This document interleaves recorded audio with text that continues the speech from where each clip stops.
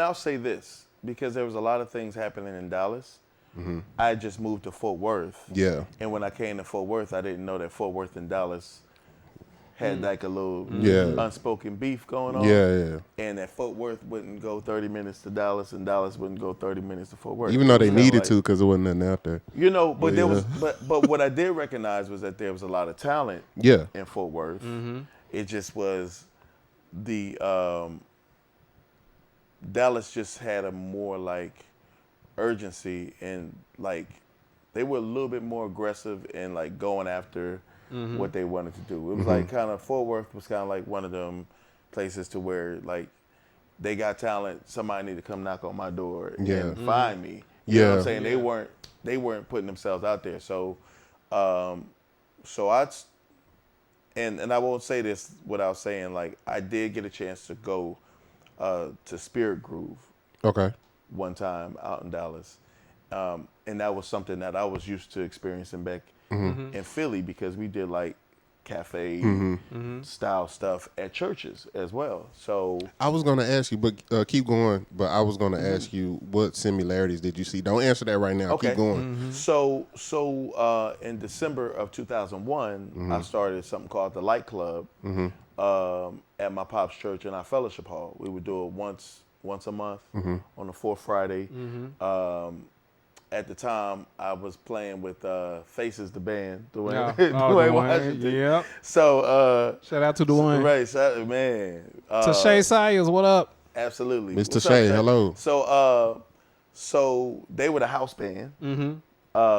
Antonio Johnson, who was the host of KHVN? Yeah. Right? KHVN. He was the host.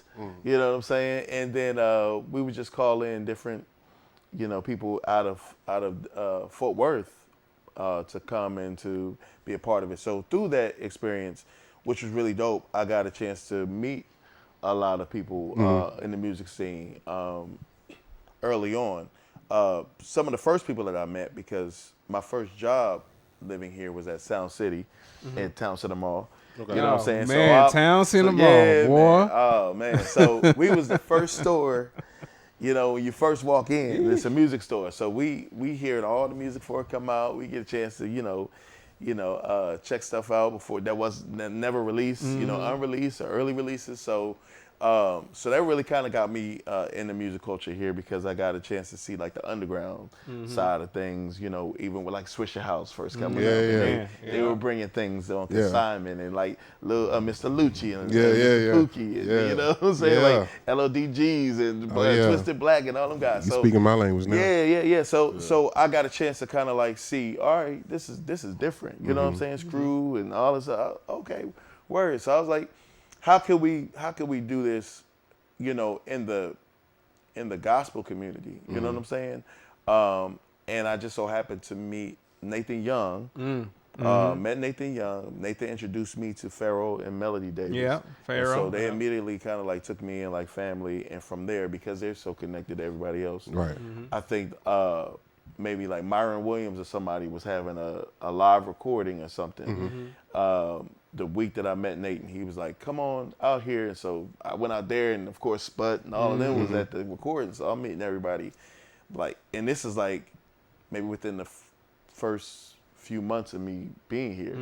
So it kind of really gave me an opportunity to connect with people. And then through that, I was able to invite them to be guests at the Light Club. Of course, we had the open mic. Like Indigo, Shay, all of it. And we were really just trying to be like a hub for Fort Worth to kind of just not only develop but expose a lot of the great talent that was there. Yeah, absolutely. Coming to seeing the Dallas Fort Worth music scene, this was what I was going to ask you. Seeing the Dallas Fort Worth music scene, and then coming from a powerhouse like a Philly music scene, what similarities did you see and what differences did you see between DFW and Philly?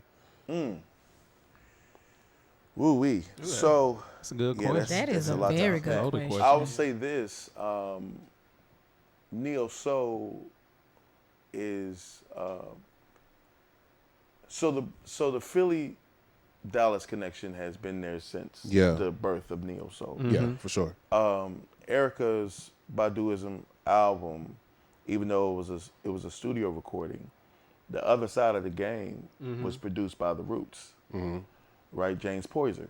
So, and that was probably the most neo soul sounding, as far as Philly is concerned, produced record on that album. It kind of gave that neo soul style, you know, kind of like a voice or like a stamp, right? Right. So ever since then, there's always been that bridge and that connection. So so I saw a lot of similarities when it came to that as far as style was concerned. Of course, our interpretations are different because, you know, and I can't say that Philly is, I don't want to do, you know, I love my folks here in the DFW, so I'm not going to say that we are originators of it, but it was just, that was the way we play music. Right. You know what I'm saying? So it was nothing that we had to learn or nothing we were trying to, you know, hear and imitate. It was just like, this is just the way we feel music. Hey, Mama Queen. Music, right? Yeah. So, but I will say that the community in Philly was a lot different because, and it might have been because of the fact that we had so many artists break out from the neo soul, that a lot of musicians got chances and opportunities to tour that were just within those communities. You know, everybody can't do all the tours. Right. So when I came here, I was like, I saw cats doing like multiple tours, knowing that there were other capable people around that they could have put on. And you know what I'm saying? Yeah. It's not a shot. It's just, you know, that was just different for me. Yeah. Because I'm like, yo, it's a, you know, one thing I learned early when I came here was that, yo, DFW don't need another drummer. Yeah.